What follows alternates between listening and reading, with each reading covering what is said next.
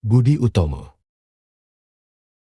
Budi Utomo adalah sebuah organisasi pemuda yang didirikan Dr. Sutomo dan para mahasiswa Stovia yaitu Gunawan Mangunkusumo dan Soeraji pada tanggal 20 Mei 1908.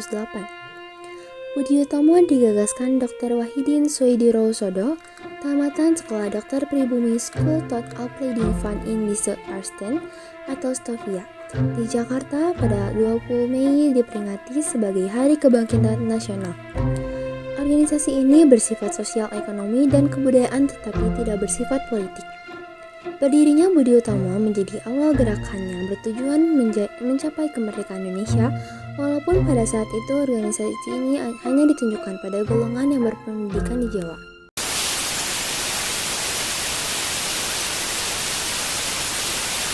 Hei kawan-kawan, dari mana kalian? Saya habis makan siang, Bung. Saya habis rapat. Saya habis sholat zuhur. Kalau kamu sendiri dari mana? Saya habis bertemu dengan dosen. Lalu bagaimana kabar kalian semua? Alhamdulillah baik. Lalu bagaimana dengan kuliah kalian? Kuliah kami sangat membosankan. Kami juga tidak mengikuti organisasi apapun di Stovia. Kawan-kawan, bagaimana jika kita mendirikan sebuah organisasi agar mengisi waktu luang kita? Tapi organisasi apa yang akan kita dirikan? Bagaimana kalau kita membuat organisasi yang mencakup bidang sosial, ekonomi, budaya, tetapi tidak termasuk dalam bidang politik? Bagaimana bisa mahasiswa mendirikan organisasi? Kalian tenang saja. Jika kita memiliki tekad yang kuat, pasti kita bisa mendirikan sebuah organisasi. Lalu, siapa yang akan memimpin kita, sedangkan kita membutuhkan pemimpin yang bertekad kuat? Kalau begitu, saya Sutomo akan memimpin organisasi ini. Tapi dokter, akan dinamai apa organisasi ini? Sesuai nama kamu saja Sutomo, yang artinya utama. Bagaimana jika ditambahkan dengan kata budi yang artinya budi pekerti? Saya setuju. Lagi pula, sekarang ini semakin meningkatnya semangat bangsa, kita tidak boleh menyia-nyiakan orang pintar di Indonesia. Ya, setuju. Kita namai organisasi ini Budi Utomo. Setuju? Saya setuju. Budi Utomo mengalami fase penting pada masa kepemimpinan Pangeran Notodirojo.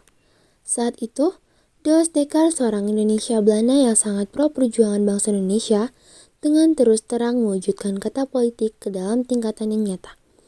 Berkat pengaruhnya lah pengertian tanah air Indonesia makin bisa diterima dan masuk ke dalam pemahaman orang Jawa. Organisasi ini menjadi sebuah organisasi nasional yang pertama diperuntukkan untuk golongan kependidikan di Jawa. Pendidikan ini dibantu oleh Dewas Dekar dan membuat organisasi IP. Berikut adalah bangunan Stovia yang dijadikan museum. Tempat bersejarah Riran, edisi Sumpah Pemuda, Museum Kebangkitan Nasional. Sebelum menjadi museum, tahun 1902, bangunan ini dahulunya adalah sekolah kedokteran yang didirikan oleh Belanda dengan nama Stovia. Di tempat ini jugalah banyak tokoh penting pergerakan menimba ilmu, seperti Ki Hajar Dewantara, Cipto Mangunkusumo, dan R. Sutomo yang mendirikan organisasi modern pertama di Indonesia, Budi Utomo. Mereka percaya bahwa perlawanan tidak melulu dengan kekerasan, tapi perlawanan juga bisa dilakukan dengan pemikiran. Berbagai macam diorama disajikan di museum ini, membuat pengunjung seolah-olah dibawa ke masa tersebut. Apalagi ketika masuk dalam ruang asrama mahasiswa Stovia. Membayangkan bagaimana rasanya tokoh-tokoh pergerakan bangsa ini beristirahat dan bercengkerama di sini satu sama lain. Lalu di sini kami diingatkan kembali bahwa bangsa Eropa yang pertama kali masuk ke Indonesia adalah Portugis pada tahun 1512 melalui Maluku. Lalu 86 tahun kemudian, Belanda menyusul melalui Selat Sunda karena begitu harumnya kekayaan rempah-rempah di Indonesia.